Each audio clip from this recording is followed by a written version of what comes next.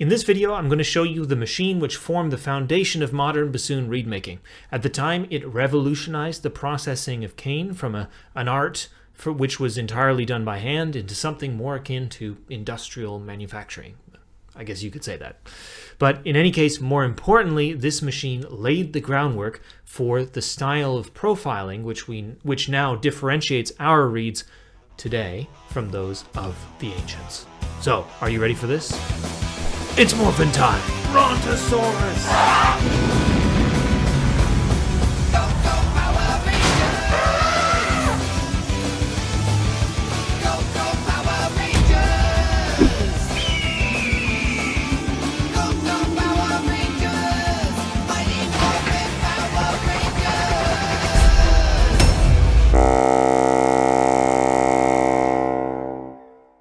Don't forget, if you like this video and other videos on this channel, to hit the subscribe button and make sure that notifications are on so that you can find your way back for the next one.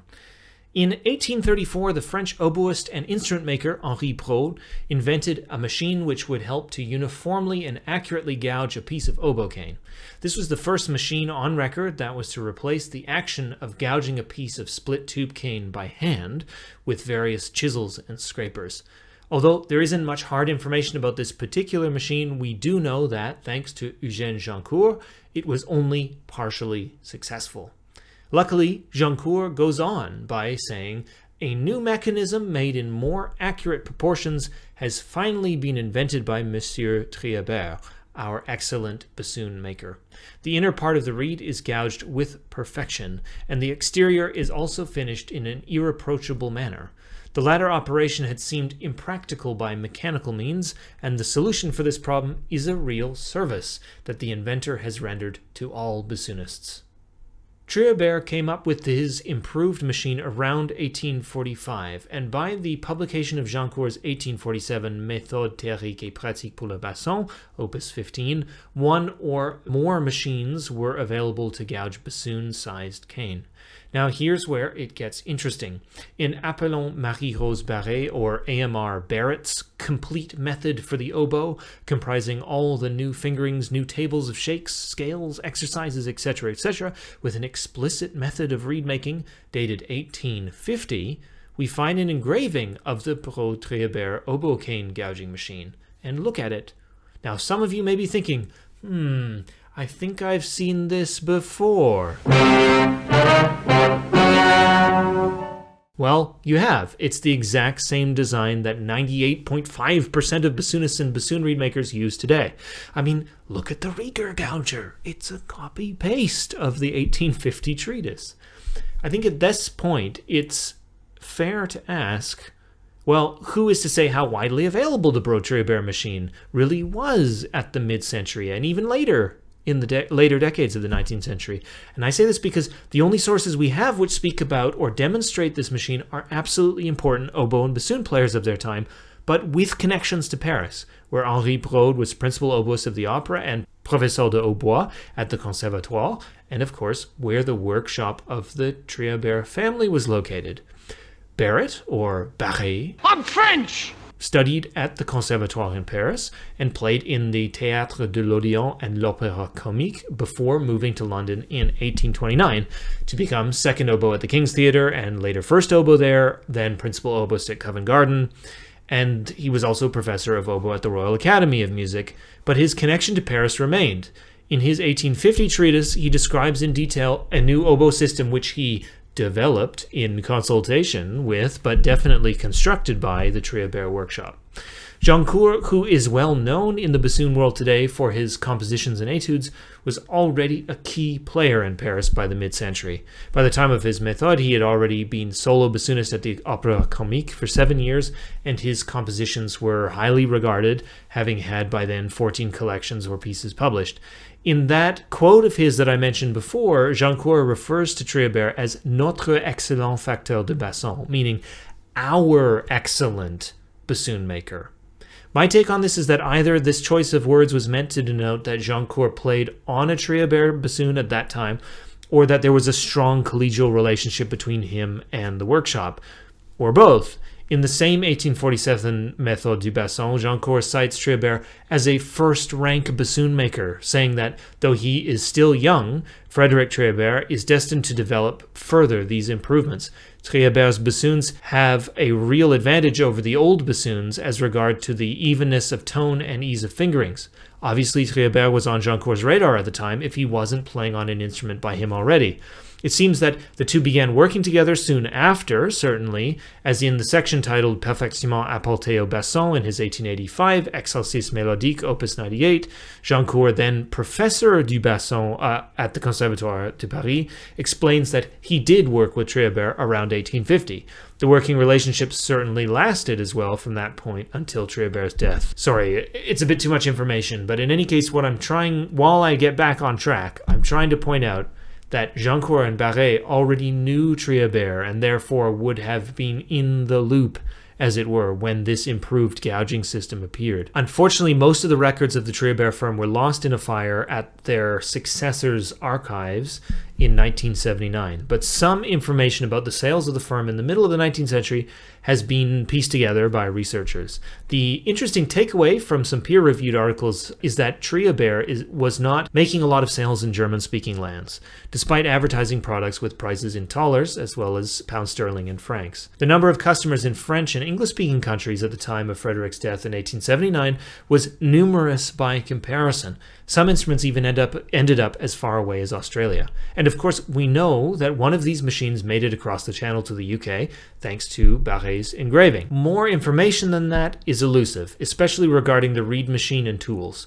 However, I've recently discovered for myself that there are not one, but at least two Triébert oboe gougers in existence today, and there's also an extant gouger by Henri Braud. Now, just to whet your old reed machine appetite even more, here are some photos of two real-life Triébert oboe gougers, dated sometime between 1840 and 50. The first one is in the Rijksmuseum collection in Amsterdam, the second in Le Musée des Instruments à Vent in La Couture-Bousset near Paris. The Henri Braud machine is in the collection of the Koninklijk Conservatorium in Brussels, and here it is. Looking at this machine in detail, apart from the missing screw to set the bed depth and any signs of etches on the edge of the bed, like on the Triébert gouger, I don't see what about the machine might have been particularly flawed.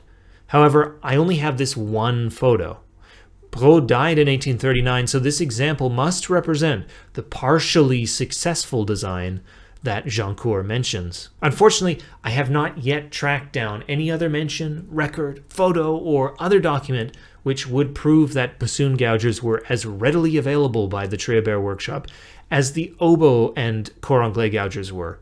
In the Nouveau Prix Courant, or the order catalogue of Triébert dated sometime between 1855 and 62, only an oboe and cor anglais gouging machine are listed.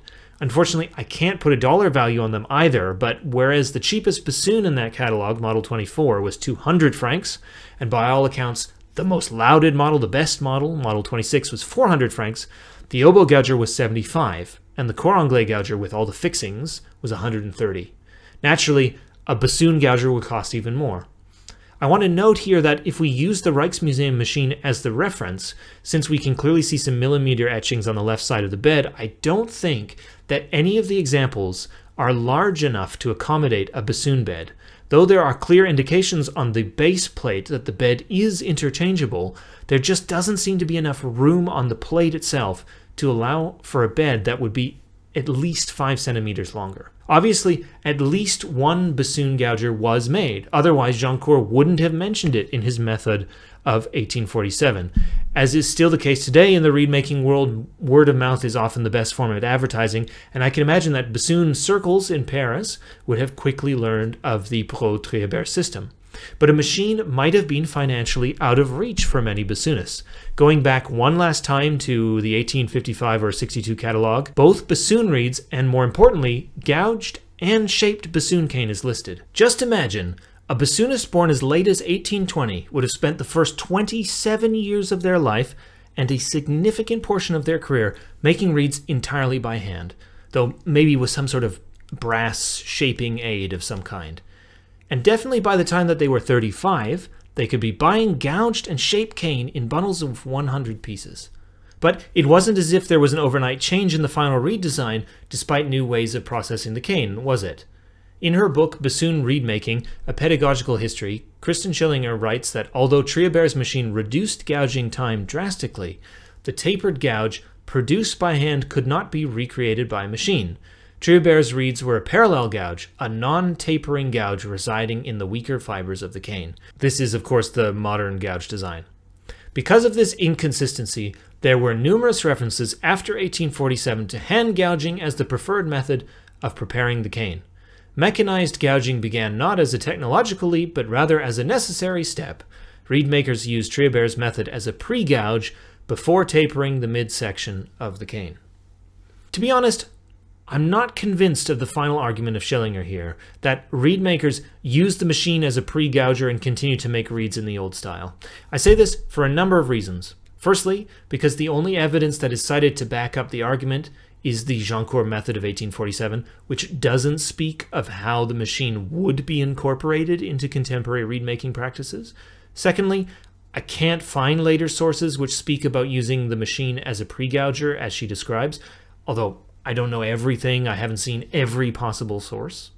And thirdly, because it is very likely that the Triébert workshop didn't sell many of these bassoon gougers. As we learned in the Nouveau Prix Courant catalog, it doesn't advertise a bassoon gouger. Now, maybe a few friends of the firm, like Joncourt, got the chance to buy one, but production seems to be focused on selling oboe and cor anglais gougers. If this were the case, then only people with the machine or reed makers who could get processed cane secondhand could be making reeds in the new style. It's also important to note that only gouged and shaped cane for bassoon is available in the catalog, and if the cane is already shaped, then alterations to the gouge would become unfeasible for fear of compromising the seal of the reed along the interior edges of the blades. In fact, the only clear connection we seem to have between a reed maker and Triébert's gouging machine is in the quote I gave from Schillinger above. Triébert's reeds were a parallel gouge. It comes as no surprise then that in the extant reeds we have from French music instrument dealers in the latter half of the 19th century, a shift to a more modern exterior profiling seems to take place. Since they would have had the inside connections and the capital to purchase one of these machines, I believe it seems likely that those dealers, like Prosper Collat, for example, whose reed you see here, are selling reeds in the new exterior profiled style because it is the most time-efficient way of making a reed when processing cane with a gouging machine. Side note, in this collection of 3 reeds now in the possession of Donna Agrell, the 2 reeds in the best condition are basically identical in shape, and I believe they were using a shaping aid or a shaper form, which are also advertised in the Triébert catalog. I think that the emergence of the Triébert gouger, no matter how many there were, simply created the possibility of more time-efficient reed making, which of course would have been more simplified by profiling in the new way. That is to say, creating the profile entirely from the bark side down. Since there doesn't seem to be much evidence at the moment that Triébert's machines made their way further east than the German and Italian frontiers, I think it would be safer to say that, in all likelihood, 2 reed systems existed in parallel for decades, certainly into the 20th century, but that the divide was actually geographical. Those who were in proximity to a dealer who could provide processed cane, or who had a machine themselves, would most likely have made reeds in the new style, whereas those who were not close to a machine or cane dealer made reeds in the old style. Now, if you want to see what I mean when it comes to old style and new style of hand profiling, I recommend watching 2 live streams I did last season. The first one, representing the old style profiling, is with special guest Giovanni Battista Graziadio.